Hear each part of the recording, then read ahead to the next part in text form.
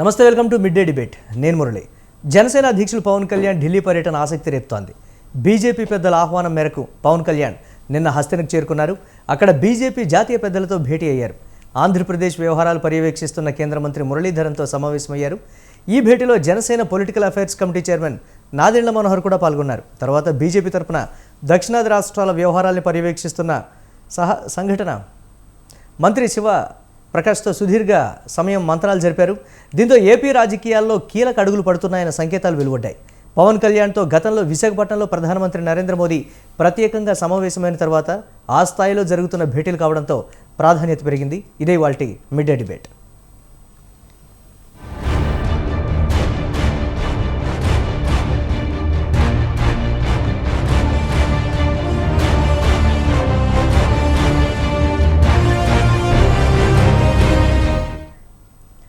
ఆంధ్రప్రదేశ్లో పొత్తుల విషయంలో స్పష్టత రావడం లేదు. జనసేనతో కలిసి ప్రయాణించాలని అటు తెలుగుదేశం ఇటు బీజేపీ రెండు ఉవ్విళ్ళూరుతున్నాయి. ఈ రెండింటినీ కలుపుకొని పోతే బాగుంటుందని ఏపీలో ప్రతిపక్ష శ్రేణులు భావిస్తున్నాయి. కానీ మూడు పార్టీలు కలిసి ముందుకు వెళ్లడం మీద సస్పెన్స్ కొనసాగుతోంది. ఈ విషయం మీద ఢిల్లీ పెద్దలతో పవన్ కళ్యాణ్ చర్చలు జరుపుతున్నారు. ఈ విషయం తొందరలోనే స్పష్టత వస్తుందని భావిస్తున్నారు. వాస్తవానికి బీజేపీలో సంఘటన మంత్రి వ్యవస్థ అనేది చాలా బలమైనది. పార్టీలో బలమైన నిర్ణయాలు సంఘటన మంత్రి సహసంఘటన మంత్రి సూచనలతోనే జరుగుతాయి. అటువంటిది దక్షిణాది వ్యవహారాలు పర్యవేక్షిస్తున్న శివప్రకాష్ చాలా సమయం పాటు పవన్ కళ్యాణ్తో భేటీ అవడం కీలకంగా నిలుస్తోంది.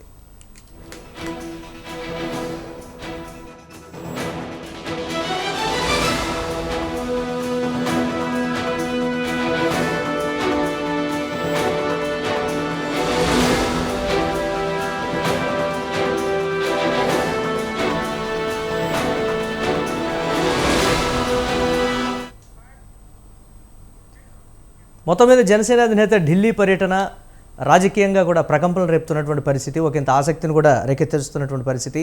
రాబోయే ఎన్నికల్లో జనసేన సెంట్రిక్గా పాలిటిక్స్ నడవబోతున్నాయి. ఆంధ్రప్రదేశ్ రాజకీయాలన్నీ కూడా జనసేన చుట్టే తిరగబోతున్నాయి అనేటువంటి కీలకమైనటువంటి అంశం. చూద్దాం ఏ విధమైనటువంటి రాజకీయ పరిణామాలు చోటు చేసుకుంటాయి. ఢిల్లీ పర్యటన అనంతరం పొత్తుల మీద దిశానిర్దేశం చేస్తారా, లేకపోతే అలయన్స్లో ఉండి కార్యాచరణపై ఏ విధంగా ముందుకు వెళ్ళాలని దాని మీద దిశానిర్దేశం చేస్తారా చూద్దాం. ఇదే అంశానికి సంబంధించి మనతో డిబేట్లో పార్టిసిపేట్ చేస్తున్నారు జనసేన స్పోక్స్ పర్సన్ వివేక్ బాబు గారు, లైవ్లో సిద్ధంగా ఉన్నారు. అలాగే స్టూడియోలో చందు శ్రీనివాస్ గారు, పొలిటికల్ అనలిస్ట్, వారు కూడా లైవ్లో సిద్ధంగా ఉన్నారు. ముందుగా వివేక్ బాబు గారు నమస్తే అండి. నమస్తే మురళి గారు, మీకు అనలిస్ట్ గారికి అండ్ స్వతంత్ర వీక్షకులందరికీ కూడా గుడ్ ఆఫ్టర్నూన్. జనసేన అధినేత పవన్ కళ్యాణ్ ఢిల్లీ పర్యటన మీద స్పష్టత వస్తుందని నిన్ననే భావించినటువంటి పరిస్థితి, కానీ స్పష్టత రాలేదు. మరి పొత్తుల మీద చర్చిస్తున్నారా, లేకపోతే కర్ణాటక అసెంబ్లీ ఎన్నికల్లో ప్రచారం మీద చర్చిస్తున్నారా, లేకపోతే ఆంధ్రప్రదేశ్లో బీజేపీకి జనసేనకు మధ్య ఉన్నటువంటి ఒక గ్యాప్ అనుకోవాలా, లేకపోతే ఉమ్మడి కార్యాచరణలు ఇప్పటివరకు కూడా మనం కలిసి చేసినటువంటి పరిస్థితి లేదు. ఒక తిరుపతి ఎంపీ ఎన్నికలకు సంబంధించి సభను పంచుకోవడం తప్ప ఎక్కడా కూడా కలిసి ఉమ్మడి కార్యాచరణ చేయలేదు. ఏ విధంగా ముందుకు వెళ్ళాలి, అలయన్స్లో ఉన్నామని చెప్తున్నాం అనే దాని మీద అంటారా? ఎటువంటి అంశాల మీద ప్రధానంగా అక్కడ చర్చ నడుస్తోంది? చాలా విషయాలు చర్చకు వచ్చే అవకాశం ఉంది. ఎందుకంటే గత 4 సంవత్సరాల నుంచి పొత్తు మేము 2020 సంవత్సరం జనవరి నెలలో పెట్టుకోవడం జరిగింది.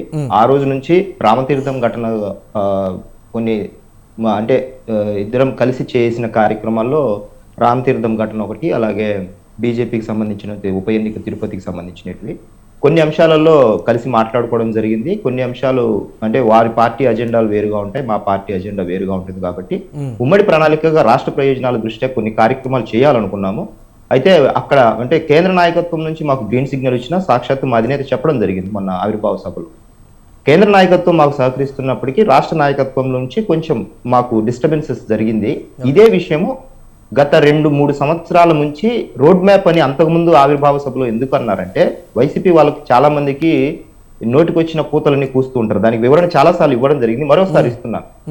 ఎందుకు రోడ్ మ్యాప్ చర్చ ఇచ్చారు? మీ పార్టీకి వాళ్ళు రోడ్ మ్యాప్ ఇవ్వడం ఏంటి అంటే, వీళ్ళకు బుర్రలు ఉండవు సరిగ్గా, వీళ్ళ తలకాయలు కోడి బుర్రలు లాంటి వాళ్ళు వైసీపీ వాళ్ళకి. ఏంటి రోడ్ మ్యాప్ అంటే, ఒక ఉమ్మడిగా ఇరువురు పార్టీలకు కలిసి ముందుకెళ్లాలనుకున్నప్పుడు రాష్ట్ర నాయకత్వం కంటే కేంద్ర నాయకత్వం కొన్ని మార్గదర్శకాలు ఇస్తుంది బీజేపీ రాష్ట్ర పార్టీగా.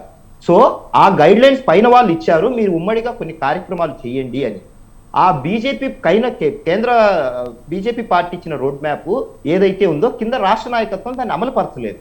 కాబట్టి మీరు ఇంతకాలము మీరు ఇస్తానన్న రోడ్ మ్యాప్ ఏదైతే ఉమ్మడిగా ప్రచారం చేసో లేకపోతే ఉమ్మడిగా కొన్ని రాష్ట్ర ప్రయోజనాల దృష్ట్యా చేయాలనుకున్న కార్యక్రమాలకు ఇంతవరకు రాష్ట్ర నాయకత్వం నుంచి సరైన ఫీడ్బ్యాక్ రాలేదు. సరిగ్గా మేము ముందుకెళ్లాల్సిన సమయంలో వీళ్ళు అడ్డుపడ్డారు అనే కొన్ని అంశాలని ఆ రోజు చెప్పడం జరిగింది. దానికి సంబంధించిన రోడ్ మ్యాప్ అని అడగడం జరిగింది. రోడ్ మ్యాప్ వాళ్ళ పార్టీ ఇస్తే మేము చేయడం కాదు, ఉమ్మడిగా కలిసి చేయాల్సిన కార్యక్రమాలకు సంబంధించిన రోడ్ మ్యాప్.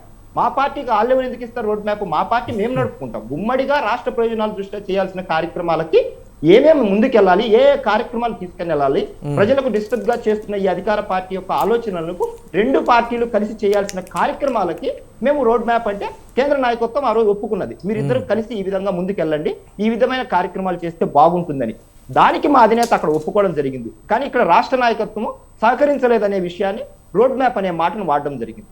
అది అర్థం కాకోకుండా నోటికొచ్చిన పూతలు కోయడం జరిగింది. ఇక పొత్తుల అంశాలకు సంబంధించిన వరకు మా అధినేత మొదటి నుంచి ఒకే క్లియర్, అన్ని అంశాలు ఓపెన్ గా బహిరంగంగా ప్రజలకు మాకు చెప్పే చేస్తాము. వీళ్ళలాగా ఇక్కడ ఒక మాట్లాడి అక్కడికి వెళ్ళి శాల్వాలు కప్పేసి ఏమి కప్పి దేనికోసం అడుగుతున్నారో కూడా ఇంతవరకు ఇప్పుడు 3.5 ఏళ్లలో, ఈ 4 ఏళ్లలో దాదాపు 40 సార్లు ఢిల్లీకి వెళ్ళడం జరిగింది. 40 సార్లు ఇటీవల వివేక్ గారు, ఇటీవల చెప్తున్నా నాగండి, 40 సార్లు ఢిల్లీకి వెళ్ళి ఒక్కసారి కూడా రాష్ట్ర ప్రయోజనాల గురించి బయటకు వచ్చి ఊరికే మాట్లాడడం తప్ప, ఇదే అడిగామని వాళ్ళ మనసాక్షి మీడియాతో చెప్పించడం తప్ప, రాష్ట్ర ప్రజల ముందుకు వచ్చి ఒక మీడియా సమావేశం పెట్టి ఇదిగో మేము పలానా అంశాలు అడిగాము, దీనికి వాళ్ళ నుంచి స్పందన వచ్చిందని 40 సార్లు ఢిల్లీకి వెళ్ళినా ఈ రోజు వరకు ఒక్క ప్రెస్ మీట్ గానీ ఒక మీడియా సమావేశం గానీ పెట్టి ఈ రోజు వరకు రిలీజ్ చేయలేదు. దాని అర్థం ఏంటి? వాళ్ళకి అంతర్గతంగా కొన్ని విషయాలు ఉన్నాయి, వాళ్ళు తెలుసుకోవాల్సిన జైలు గురించి, లేకపోతే కేసుల విషయాలు, లేకపోతే XYZ సమ్ రీజన్స్ ఉన్నాయి వాళ్ళకి. వాళ్ళు రాష్ట్ర డిబేట్ లో కూడా ముఖ్యమంత్రి స్థాయి వ్యక్తి ఢిల్లీకి పర్యటనకు వెళ్ళినా, లేకపోతే మోదీని కలిసినా, అమిత్ షాని కలిసినా రాష్ట్ర అవసరాలే ఉంటాయి తప్ప ఎక్కడా కూడా రాజకీయ అవసరాలు ఉండవు అనేటువంటి మాట కూడా బీజేపీ నేతలు క్లియర్ కట్గా చెప్పారు.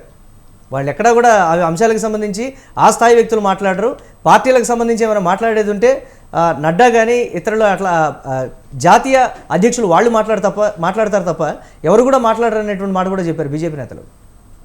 మేము అదే చెప్తున్నాము. మేము మా అధినేత మీద మచ్చలేని నాయకత్వం, నిజాయితీతో, చిత్తశుద్ధితో, అంకిత భావంతో ప్రజలకు ఏదైనా చెయ్యాలి అని ఒక బలమైన ఆలోచన కలిగిన విధానంతో ముందుకు వెళ్తున్నాం కాబట్టి మేము ఈరోజు ఇన్ని నిందలు పడుతున్నా కూడా ఈ పార్టీల నుంచి మేము ధైర్యంగా ఎందుకు వెళ్తున్నామంటే ప్రజలకు ఏదన్నా చెయ్యాలి, ప్రజలకు ఫిక్స్డ్ గా మాకు ఒక 2 తరాలు లేకపోతే 25 ఏళ్ల పాటు ఒక కొత్త తరాన్ని తయారు చేయాలి, మార్పుతో కూడిన రాజకీయాన్ని ప్రజలకు అందించాలి, ప్రతి కుటుంబము రాజకీయంగా చైతన్యం కలిగించిన ఈ రోజు ఈ కుటుంబ పార్టీలుగా ఉన్న వ్యక్తులు కానీ, కుటుంబ రాజకీయాలు చేసే వ్యక్తులు కానీ, నా కొడుకు, నా తండ్రి, నా కోడలు, మన వాళ్ళు ఇదే రాజకీయం కాకుండా ప్రతి ఇంటి నుంచి ఒక రాజకీయ నాయకుడు తయారైన రోజున ఈ రాష్ట్రం కానీ, సమాజం కానీ బాధ్యతతో కూడిన రాజకీయాలు ఉంటాయనే ఆలోచనతో ముందుకెళ్తున్నాం. కాబట్టి ఈ రోజు మేము ఇన్ని మాటలు పడుతున్నా కూడా ప్రజల కోసం నిలబడుతున్నాం. అదే విషయాన్ని మేము ముందుకు తీసుకెళ్తున్నాం. దాంట్లో ఎటువంటి పొరపచ్చాలు, దాంట్లో కాంప్రమైజ్ అనే విషయమే లేదు.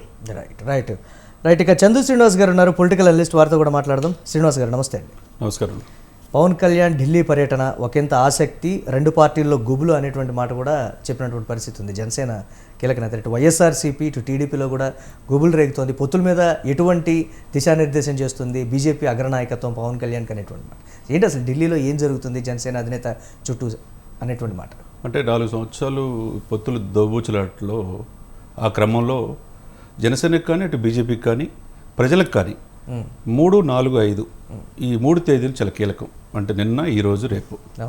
దాంట్లో భాగంగా ఆయన ఎవరో పిలిస్తే ఆయన అపాయింట్మెంట్ ఆయన కనుక్కోలా, ఆయన అపాయింట్మెంట్ అడగల.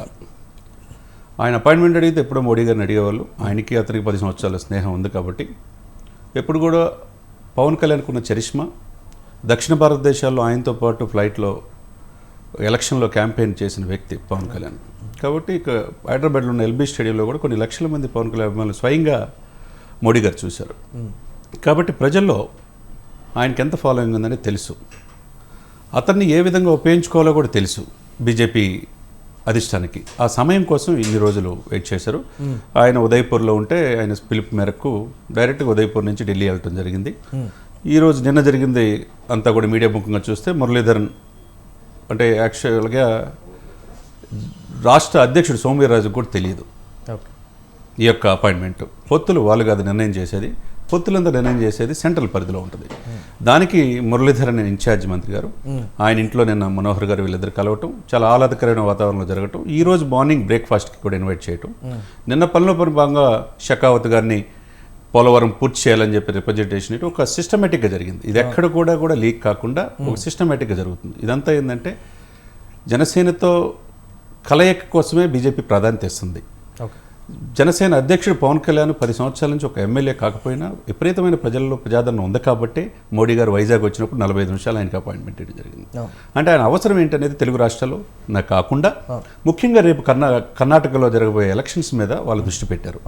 ఆ కర్ణాటకలో తెలుగు వాళ్ళ పర్సంటేజ్ చూసుకుంటే అండి చాలా హ్యూజ్, దాదాపు 12 జిల్లాల్లో 64 కాన్స్టిట్యున్సీల్లో గెలుపోవటం నిర్ణయించే అధికారం తెలుగు ప్రేక్షకులకు, తెలుగు ఓటర్లకు ఉంది. తెలుగు ఓట్లు అంత కీలక కర్ణాటక ఎలక్షన్లో. కర్ణాటకలో కాంగ్రెస్ పుంజుకున్న ఈ సమయంలో పవన్ కళ్యాణ్ అనే చరిష్మా, తెలుగు వాళ్ళు ఎక్కువ అభిమానులు, మెగా ఫ్యామిలీ కావచ్చు, పవన్ కళ్యాణ్ గారు అభిమానులు ఉన్నారు కాబట్టి బీజేపీ అది చాలామంది అది పాయింట్అవుట్ చేయట్లా. ఏదో పవన్ కళ్యాణ్ యాదృచ్ఛికంగా ఈ పొత్తులు రేపు జరగబోయే 1 yearలో జరగబోయే ఎలక్షన్స్ అనుకుంటున్నారు. కానీ అసలైన విషయం కర్ణాటక ఎలక్షన్స్లో పవన్ కళ్యాణ్ వారాహయాత్ర ద్వారా పవన్ కళ్యాణ్ని ప్రచారంగా మిత్రపక్షంగా ఉపయోగించుకోవడానికి దీంట్లో భాగం అనేది మనం సుస్పష్టంగా అర్థమవుతుంది. ఎందుకంటే కర్ణాటకలో చూసుకుంటే ఈరోజు పేపర్లో కూడా ప్రధాన పేపర్లో తెలుగు ఓటర్ల కీలకం. కోలార్లో చూసుకుంటే 76% తెలుగు వాళ్ళు ఉన్నారు. తర్వాత బెంగళూరు గ్రామీణంలో చూసుకుంటే 65% మంది తెలుగు పీపుల్.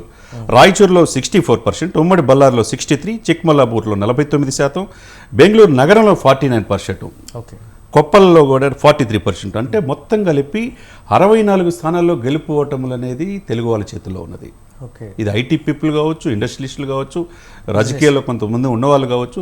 సర్టన్ టైంలో కర్ణాటకలో ఏ ప్రభుత్వం వచ్చినా తెలుగు వాళ్ళకి మంత్రి పదవులు కూడా ఇస్తున్నారు, తెలుగు వాళ్ళకి ప్రాధాన్యత ఇస్తుంది. కాబట్టి ఓటింగ్ పర్సెంటేజ్ తెలుగు వాళ్ళు డిసైడ్ చేస్తారు. అది మోడీ గారికి తెలుసు, అమిత్ షా గారికి తెలుసు. మీరు ఇందాక చెప్పినట్టుగా సంస్థాగత వ్యవహరించే ఇద్దరు కీలకమైన వ్యక్తులు, బిఎల్ సంతోష్ కావచ్చు, శివప్రకాష్ కావచ్చు, వీళ్ళిద్దరూ సాక్రిఫై చేసేవాళ్ళు. అంటే వివాహం చేసుకోకుండానే ఆర్ఎస్ఎస్ భావాలతో పెరిగిన వాళ్ళు, అటు ఆర్ఎస్ఎస్కి బీజేపీకి అనుసంధానకర్తలుగా వ్యవహరించారు. వీళ్ళ సలహాలు మోడీ గారు కూడా స్వయంగా తీసుకుంటారు. అటువంటి వ్యక్తులు ఎంటర్ అయ్యారంటే ఈరోజు మార్నింగ్ బ్రేక్ఫాస్ట్ మీటింగ్లో ఆలోచించుకోండి. అంటే పవన్ కళ్యాణ్ అనే వ్యక్తి చాలామంది చాలా మీడియాల్లో ఏదో దత్తపుత్రుడు అంటారు, అధికార పక్షం ఏదో 3 పెళ్ళిళ్ళు 4 పెళ్ళిళ్ళు ఈ మంత్రులు ఇష్టం వచ్చినట్టు మాట్లాడతారు తప్పితే పవన్కున్న చరిష్మా వాళ్ళకి తెలియదు. అంటే పవన్ కళ్యాణ్కి మోడీ గారి దగ్గర ఎంత ఉంది, ఎంత ఎద్దు లేకపోతే మోడీ గారి పిలుపు మేరకు ఈ విధంగా వెళ్తారు. అమిత్ షా గారు ఈరోజు సాయంత్రానికి నడ్డా అమిత్ షా గారు కూడా కలవచ్చు. కలిసి రేపు సాయంత్రానికి క్లారిటీ వస్తుంది ఈ పొత్తులతో. నాట్ ఓన్లీ తెలుగు రాష్ట్రాలకే ఉపయోగించుకోదలుచుకోవాలి పవన్ కళ్యాణ్ ఆ చరిష్మాని. ఎక్కడ దక్షిణ భారతదేశాలు తెలుగు వాళ్ళు ఎక్కడుంటే అక్కడ పవన్ కళ్యాణ్ ఉపయోగించుకోవాలని. ఎందుకంటే అతను ఎవరిని కూడా బెదిరించే మనస్తత్వం కాదు, సున్నిత మనస్తత్వం, ఓర్పు నేర్పు చేర్పు ఇవన్నీ కలిస్తే పవన్ కళ్యాణ్ 10 సంవత్సరాలు సుదీర్ఘంగా రాజకీయాలు చేసి మొక్కవని ధైర్యంతో ఒక మంచి పరిపాలన అందించడానికి ఉన్నాడు. మోడీ గారి నాయకత్వం ఆయనకి ఇష్టం, మోడీ గారు ప్రధానమంత్రి అవ్వటం ఆయనకి ఇష్టం. ఆ నాయకత్వంలో పనిచేయడానికి ఆయన ఇష్టం తప్పితే ఎవరి యొక్క ప్రలోభాలకి లొంగే వ్యక్తి కాదు. సర్టన్ టైంలో ఓర్పుగా ఉన్నాడు కాబట్టి ఇన్నాళ్ళకి పిలుపు వచ్చింది. అది గుడ్ మూవ్. అంటే టీడీపీతో కలిసి వెళ్లాల్సినటువంటి ప్రాధాన్యతను కూడా బీజేపీ అగ్రనాయకత్వానికి చెప్పి ఎక్కడెక్కడైతే మనం వీక్గా ఉన్నామో, ఇటు బీజేపీ కావచ్చు, జనసేన కావచ్చు, 175కి 175 నియోజకవర్గాల్లో బలంగా ఉన్నామని చెప్పలేనటువంటి ప్రస్తుత పరిస్థితి జనసేనది. సో టీడీపీతో కూడా అలయన్స్తో మనం ముందుకు వెళితే అధికార పార్టీని ఇంకా బలంగా ఎదుర్కోవచ్చు అనేటువంటి ఒక కాన్సెప్ట్ను కూడా అధినాయకత్వం ముందు ఉంచేటువంటి పరిస్థితి. డెఫినెట్గా అది చేయగలిగిన వ్యక్తి, అది ఒప్పించగలిగిన వ్యక్తి బీజేపీ అధిష్టానంతో పవన్ కళ్యాణ్ మాత్రమే. సానుకూలంగా ఉంటుందంటారు. డెఫినెట్గా అంటే పవన్ కళ్యాణ్ చెప్పితే బీజేపీ కూడా వింటది. ఎందుకంటే ఎవరన్నా కాదన్నా 40% ఓట్ బ్యాంకు టీడీపీకి ఉన్నది. మొన్న ఈ మధ్య ఎలక్షన్స్లో కావచ్చు, స్థానిక సంస్థలు, గ్రాడ్యుయేషన్ ఎలక్షన్స్ కూడా టీడీపీ మూవ్ ఉంది. టీడీపీ వెనక జనసేన కూడా సపోర్ట్ ఉంది, ఒక టీడీపీతోనే కాదు. ఆ గెలుపు చూసి మేము ఒంటరిగా పోటీ చేస్తాం, మాకు జనసేన అవసరం లేదు, ఇంకోళ్ళు అవసరం లేదంటే జగన్మోహన్ రెడ్డి గారిని ఎదుర్కోవడం చాలా కష్టం ఆంధ్రప్రదేశ్లో. మీరన్నట్టు బలమైన ప్రతిపక్షాలు, ఇటు జనసేన ప్రజల్లో మాస్ ఫాలోయింగ్ ఉన్న జనసేన కావచ్చు, ఇటు టీడీపీ కావచ్చు, ఇటు బీజేపీ కావచ్చు, ఈ మూడు కలిస్తే గెలుపు చాలా ఈజీ అవుద్ది. అంటే 175కు 175 వస్తాయని చెప్పి జగన్మోహన్ రెడ్డి గారు కాన్ఫిడెంట్తో ఉన్నమాట వాస్తవమే. కానీ ఈ మూడు బలమైన ప్రతిపక్షాలు కలిస్తే కనుక అధికారం రావడానికి అవకాశం ఉంటుంది. దీంట్లో పవన్ కళ్యాణ్ అనే వ్యక్తి చాలా కీలకం. ఒక నెల రోజుల వ్యవధిలో అధికార పార్టీకి చెందినటువంటి ముఖ్యమంత్రి 2 సార్లు ఢిల్లీ వెళ్ళి రావటం, అక్కడ ఉన్నటువంటి కీలక నేతల్ని కలవటం, అంటే రాత్రి 9:30 అమిత్ షాతో కలవాల్సిన ఉండొచ్చు, అపాయింట్మెంట్ ఇచ్చి ఉండొచ్చు. కానీ అప్పటికప్పుడు హుటాహుటిన ఢిల్లీకి వెళ్లాల్సినటువంటి అవసరం ఏముంది? ఇక్కడ 3 ఎమ్మెల్సీ స్థానాలు గెలవగానే అధికార పార్టీలో ఒక వణుకు మొదలైంది. నిజంగా ప్రజల్లో అంటే నేరుగా ఎదుర్కొన్నటువంటి ఎన్నికలుగా కూడా దాన్ని భావించాలి. వచ్చే అసెంబ్లీ ఎన్నికలకి సెమీఫైనల్స్గా భావించాలి. అందుకే భయపడి అక్కడికి వెళ్ళారు. దాని తర్వాత ఇప్పుడు పవన్ కళ్యాణ్ వెళ్ళారు అని అంటే ఏదో ఏపీలో జరగబోతోంది, పొలిటికల్ ఈక్వేషన్స్ మారబోతుంది, సంథింగ్ ఈజ్ గోయింగ్ అని అనిపిస్తుంది. కాకపోతే నిన్న ఎమ్మెల్యేల యొక్క కాన్ఫరెన్స్లో ఇది పెద్ద క్రైటీరియా తీసుకోవద్దు అని చెప్పి జగన్మోహన్ రెడ్డి గారు అంటున్నారు. కానీ రాయలసీమలో ముఖ్యంగా కడప, కర్నూలు కానించి, పులివెందుల కానించి అన్ని చిత్తూరు ఏరియాల్లో మొత్తం టీడీపీ వచ్చింది. గ్రాడ్యుయేట్స్ ఈ అన్నిటికంటే ముఖ్యంగా మనం గమనిస్తే విశాఖ రాజధానిని 13.5 లక్షల కోట్ల పెట్టుబడులు ఆకర్షించడానికి సమావేశం పెట్టిన విశాఖలో రాజధాని అని చెప్పి జగన్మోహన్ రెడ్డి గారు చెప్తున్నా, తర్వాత రెండోది 6 లక్షల మందికి ఎంప్లాయ్మెంట్ జాబ్ క్యాలెండర్ రిలీజ్ చేస్తామని చెప్పినా ఆ ప్రజలు ఎందుకు విశ్వసించలేదు చెప్పాలా. ఎందుకంటే విశాఖ కూడా టీడీపీకి 27,000 ఓట్లతో, వెనక జనసేన కూడా వాళ్ళు పనిచేశారు, 27,000 ఓట్లతో చిరంజీవిలో అనే అభ్యర్థి గ్రాడ్యుయేట్స్ ఎలక్షన్స్ గెలుపొందారంటే గ్రాడ్యుయేట్స్ అనే వాళ్ళు చాలా కీలకం. వాళ్ళు డిగ్రీ పూర్తి చేసిన వాళ్ళు నాట్ ఓన్లీ వీళ్ళే కాదు, 8 లక్షల ఓట్లు పాల్గొన్నారండి. Only Guntur, Krishna, east, west Godavari తప్పితే మొత్తం 13 జిల్లాల్లో దాదాపు 9 జిల్లాలు కవర్ అయిపోయినాయి. అది జగన్మోహన్ రెడ్డి గారు అవునన్నా కాదన్నా 108 కాన్స్టిట్యున్సీల ప్రభావం ఈ యొక్క గ్రాడ్యుయేట్స్ ఎలక్షన్స్లో ఉన్నది. ఈ 8 లక్షల ఓట్లే కాదు, వీళ్ళ ఫ్యామిలీస్ ఉంటారు. రేపు ఒక్కొక్క గ్రాడ్యుయేట్ 100 మందిని ప్రభావితం చేయగలడు. అంటే ఒక గెలుపు 175 ఏ క్షణాన తెనాల్లో అన్నారో కానీ అక్కడి నుంచి డౌన్ఫాల్ స్టార్ట్ అయింది వైసీపీకి వరుసగా ఓటమిలు అనేది.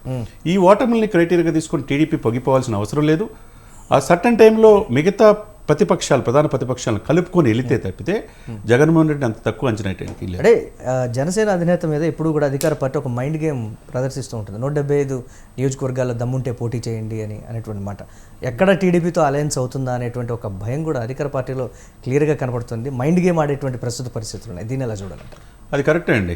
అంటే ఇప్పుడు కూడా వీళ్ళిద్దరి మధ్య పొత్తు పడవకూడదు అనేదే ప్రధానమైన కోరిక. వైసీపీ అధినాయకులు కావచ్చు, మంత్రులు కావచ్చు, ఎవరికైనా కావచ్చు, వీళ్ళిద్దరు కలిస్తే చాలా దెబ్బ అనేది వాళ్ళకి తెలుసు. ఈ సర్టన్ టైంలో వీళ్ళ పొత్తులు కనుక ఈ 2-3 రోజులు మీరు అన్నట్టుగా 3, 4, 5 ఆంధ్రప్రదేశ్ రాజకీయాల్లో ఈ 3 రోజులు చాలా కీలకం. ఈరోజు చాలా కీలకమైన వ్యక్తి మీరు అన్నట్టు ఈక్వల్ టు మోడీ గారికి కూడా అవసరమైన సలహాలు ఇచ్చే వ్యక్తులు బిఎల్ సంతోష్ అండ్ శివప్రకాష్ గారు. వీళ్ళిద్దరితో మార్నింగ్ బ్రేక్ఫాస్ట్ మీటింగ్ అంటే మామూలు విషయం కాదు. ఎవరు అసలు తక్కువ అంచనా వేయడానికి లేదు. మన పవన్ కళ్యాణ్ ఇన్ని రోజులు అపాయింట్మెంట్ లేదు. మీరన్నట్టు చాలా మందికి అర్ధరాత్రి కూడా అపాయింట్మెంట్ జగన్మోహన్ రెడ్డి గారికి ఇస్తున్నారు. ఎవరిని ఎక్కడ ఎలా ఎప్పుడు ఉపయోగించుకోవాలో బీజేపీకి, ముఖ్యంగా అమిత్ షాకి, మోడీ గారికి తెలిసినట్టు ఎవరికి తెలియదు.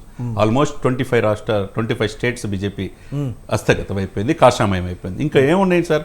పక్కన వెస్ట్ బెంగాల్ ఉంది, కేరళ ఉంది, తమిళనాడు ఉంది, ఆంధ్రప్రదేశ్ అండ్ తెలంగాణ ఆల్మోస్ట్ చాలా డి అనే ఇదిలో ఏ ఒక్క రాష్ట్రాన్ని వదులుకునే పరిస్థితిలో బీజేపీ ఉండదు. ఎవరిని ఎక్కడ ఉపయోగించుకోవాలో చాలామంది ఏంటంటే ఓన్లీ ఆంధ్రప్రదేశ్ కన్ఫైన్ అనుకుంటున్నారు. కానీ ఎందుకు ఇప్పుడు ఈ సమయంలో పిలిపించారంటే నెక్స్ట్ మంత్ 10 ఎలక్షన్స్ జరిగే కర్ణాటకలో పవన్ కళ్యాణ్ యొక్క ప్రభావం చాలా ఉందని వాళ్ళకి తెలుసు. ఆయన చరిష్మాని ఉపయోగించుకోవడానికే ఈ ఎలక్షన్ ఇది. మీరన్నట్టు మైండ్ గేమ్ వీళ్ళిద్దరు పొత్తులు పడకుండా చాలా ప్రయత్నాలు జరుగుతుంటాయి. కానీ రాబోయే కాలంలో ఈ 2 రోజుల్లో ఈ పొత్తులు అనేది ఒక దిశకి వచ్చే అవకాశం ఉన్నది. ఎందుకంటే మొన్నటిదాకా మేము చంద్రబాబు నాయుడు గారితో వెళ్ళమని చెప్పి బీజేపీ అంటున్నా, ఆయన కూడా సఖ్యత ముందుకు వచ్చి ఆయన గతంలో కంటే మోడీ గారికి దగ్గర అయ్యారు తప్పితే చంద్రబాబు కూడా ఎక్కడ బీజేపీకి వ్యతిరేకంగా మాట్లాడినటువంటి పరిస్థితులు కూడా ఇటీవల కూడా లేదు, అవకాశం లేదు, గమనించాల్సినటువంటి అంశం. చూద్దాం. కేవీ రామచంద్ర గారు కూడా చంద్రబాబు నాయుడు గారు ఉన్న తెలివితేటలు దేశ స్థాయిలో బయటకు రావాలా, ఆయన నిజస్వరూపం బయటకు రావాలా, ఆయన రాహుల్ గాంధీని ప్రధానమంత్రిగా ఒప్పుకోవాలంటాడు. ఆయన ఎక్కడంటాడండి? రాహుల్ గాంధీ గారి కాంగ్రెస్ పార్టీయే ఏ రాష్ట్రాల్లో కూడా అంత ఆశాజనకంగా లేదు. ఈ సిచ్యువేషన్లో మోడీ గారి చరిష్మా ఇప్పుడు వరుసగా 3వ సారి కూడా ఆయన 72% ప్రజాదరణలో ప్రపంచంలోనే అత్యంత ప్రభావితమైన ప్రధానమంత్రిగా ఉన్నాడంటే ఆయన పనితీరు, ఆయన నిబద్ధతని మనం ఆలోచించుకోవాలి. ఆ సమయంలో పవన్ కళ్యాణ్ చాలా మంది బీజేపీతో కూడా వెళ్ళడు, ఓన్లీ టీడీపీతో వెళ్తారు అనుకుంటున్నారు. కానీ బీజేపీతో మోడీ గారికి పవన్ కళ్యాణ్ బీజేపీని టీడీపీని కలుపుకొని ముందుకు తీసుకెళ్లగలిగిన సామర్థ్యం కూడా పవన్ కళ్యాణ్ దగ్గర. రైట్, చూద్దాం ఎటువంటి పరిణామాలు ఉంటాయి దీనికి సంబంధించి. వివేక్ బాబు గారు, దాదాపుగా ఢిల్లీలో పవన్ కళ్యాణే కొన్ని సూచనలు ప్రతిపాదించేటువంటి అవకాశాలు ఉంటాయి.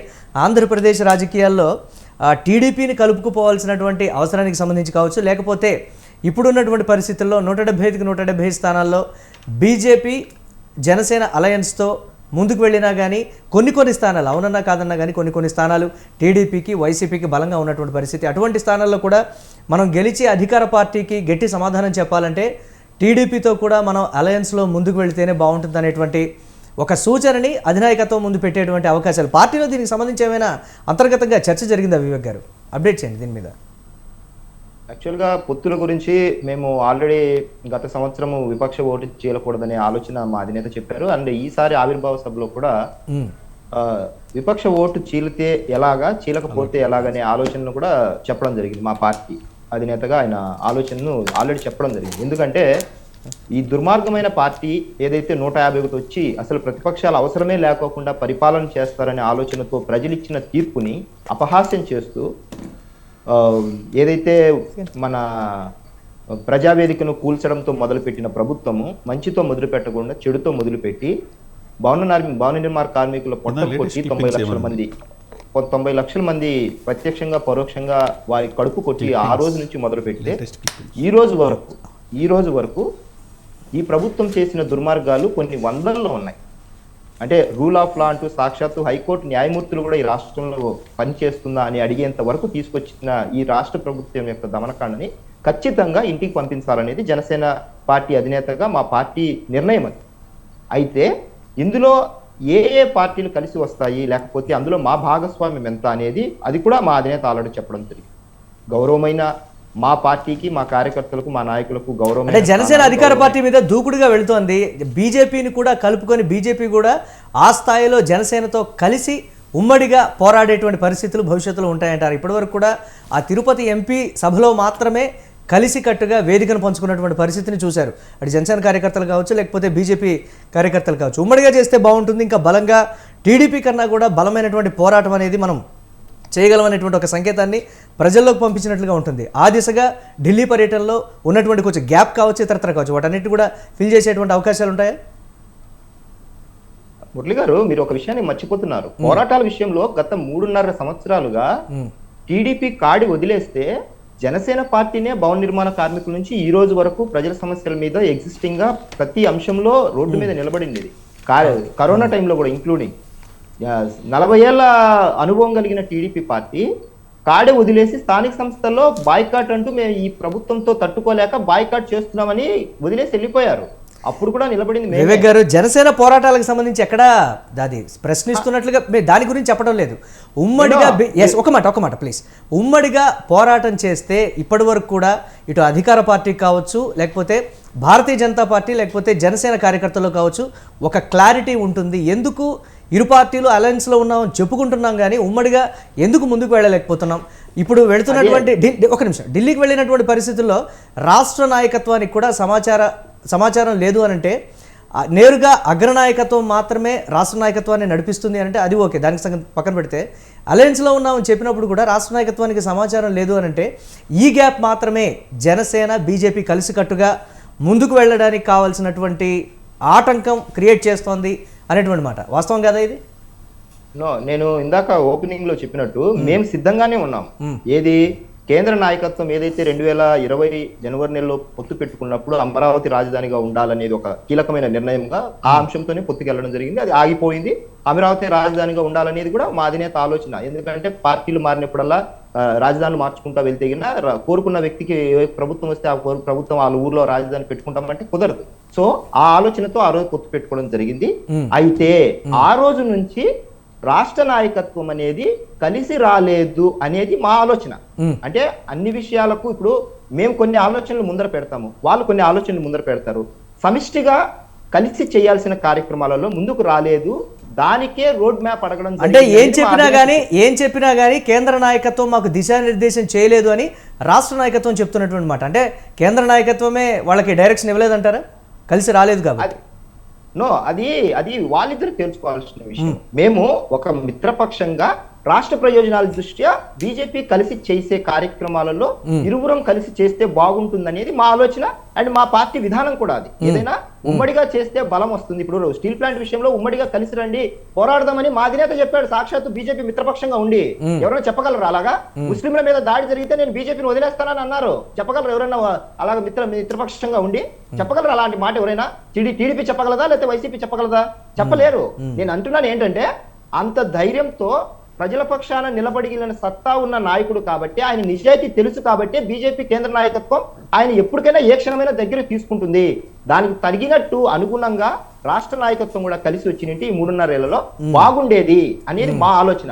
ఒకవేళ ఈ రోజు కూడా ఆ పని చేసినా కూడా మేము ఈ సంవత్సర కాలంలో బ్రహ్మాండమైన కార్యక్రమాలు ఎందుకు వాళ్ళలో డిఫరెంట్ వాయిస్ అంటారు రాష్ట్ర బీజేపీ నాయకత్వంలో? ఎందుకు ఆ డిఫరెంట్ వాయిస్? సోము వీర్రాజు గారు కూడా ఒకంత అసహనం అనుకోవాలా ఏమన్నా దానికి సంబంధించి మేము రెడీగానే ఉన్నాం. మేము ఎప్పుడు మా బీజేపీని జనసేన ఇతర పార్టీగా కాకుండా మిత్ర పార్టీగా చూస్తుంది కాబట్టి ఎంతో కొంత మిత్ర పార్టీకి సంబంధించి సమాచారం ఉంటుంది కాబట్టి అడుగుతున్నాను నేను. దీనికి సంబంధించి సోము వీర్రాజు కూడా కలిసి వస్తే వెళ్తాం, ముందుకు వెళ్తాం, లేకపోతే ఒంటరిగానే వెళ్తామని బాహాటంగా విలేకరుల సమావేశంలో అది పార్టీకి సంబంధించినటువంటి కార్యక్రమంలో బాహాటంగా మాట్లాడారు అని అంటే, అంత గ్యాప్ని పూడ్చాలి అని అంటే జనసేన అధినేత ఎంత కష్టపడాలి, ఎటువంటి ప్రతిపాదనలు పెట్టాలి, ఉన్నటువంటి దగ్గరికి చేర్చుకుని వెళ్ళాలంటే? అంత వరకు అవసరం లేదు మురళి గారు. కేంద్ర నాయకత్వం, బీజేపీ కేంద్ర నాయకత్వం, అమిత్ షా గారు కానీ లేకపోతే మోడీ గారు కానీ లేకపోతే బీజేపీ ప్రెసిడెంట్ కానీ జస్ట్ ఒక ఫోన్ కాల్ కొట్టి సోము వీర్రాజు గారితో కలిసి వెళ్ళండి అంటే అయిపోతుంది. అంటే అది పెద్ద క్లిష్టమైన సమస్య ఏం కాదు. డజన్ మ్యాటర్, నిమిషాల్లో అయిపోతుంది. అది పెద్ద విషయం కాదు. అప్పటి వరకు ఉన్న పొరపక్షాలన్నీ కూడా క్లియర్ అయిపోయి అందరూ కలిసికట్టుగా పనిచేస్తారంటారు. ఆ గ్యాప్ ఎందుకు వచ్చింది అనేది బీజేపీ వాళ్ళని అడగాలి. ఎందుకంటే మేము తెలంగాణ విషయంలో కూడా పోటీ చేయొద్దంటే మా అభ్యర్థులు రెడీగా ఉన్నప్పుడు స్థానిక ఎన్నికల్లో, కార్పొరేషన్ ఎన్నికల్లో మేము రెడీగా సిద్ధపరచుకున్నాము. రాష్ట్ర బీజేపీ నేతలు ఒకటే చెప్తారు వివేక్ గారు, మాకు కేంద్ర నాయకత్వం నుంచి డైరెక్షన్ వస్తేనే తప్ప మేము ఎటువంటి దానికి సంబంధించి ముందుకు వెళ్ళాం. అంటే ఆంధ్రప్రదేశ్ లో పొలిటికల్ హీట్ జనరేట్ అయితేనే తప్ప కేంద్ర బీజేపీ అధినాయకత్వం రియాక్ట్ అవ్వదా అనేటువంటి ఒక క్వశ్చన్ కూడా రేజ్ అవుతోంది ఈ నేపథ్యంలో. అంటే మీరు ఇందాక అన్నారు చూడండి, బీజేపీ వారికి ఎప్పుడు ఏం చేయాలో తెలుసు అని. రేపు వస్తే చూడండి ఫోన్ కాల్, ఏముంది పెద్ద విషయం కాదు అది. అయితే మేము ఏం చెప్తున్నాం అంటే, ఇందాక చెప్పారు చూడండి, తెలంగాణలో కూడా మా అభ్యర్థులు రెడీగా ఉన్నారు కార్పొరేషన్ ఎన్నికల్లో. కానీ బీజేపీ కేంద్ర నాయకత్వం వద్దు, ఓటు చీల్తెగిన బీజేపీ నష్టపోతుందంటే గౌరవించి, వారి మాటకు గౌరవించి మా అభ్యర్థులను కూడా వెనక్కి తీసుకున్నాం. అంటే దాని అర్థం ఏంటి?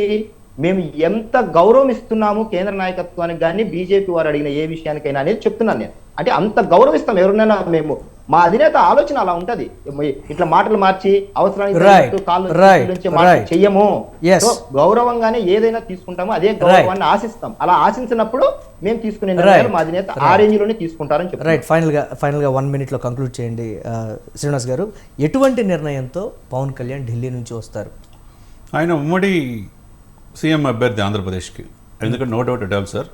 ఎందుకంటే 2014లో చంద్రబాబు టీడీపీ అలయన్స్తో, ఎస్, అదైనా అది కాకపోయినా, టీడీపీ కాకపోయినా జనసేన బీజేపీ ఉమ్మడి సీఎం అభ్యర్థి ఆయనే, 3 కలిసిన ఉమ్మడి సీఎం అభ్యర్థి ఆయనే. ఎందుకు అవుతుందంటే అండి, 2014లో అనుభవం కావాలి ఈ రాష్ట్రానికి అని చెప్పేసి చంద్రబాబు నాయుడు గారు సీఎం అవడానికి కారణం ఎక్కడ పదవులు తీసుకోకుండా ఇదే పవన్ కళ్యాణ్ గారు.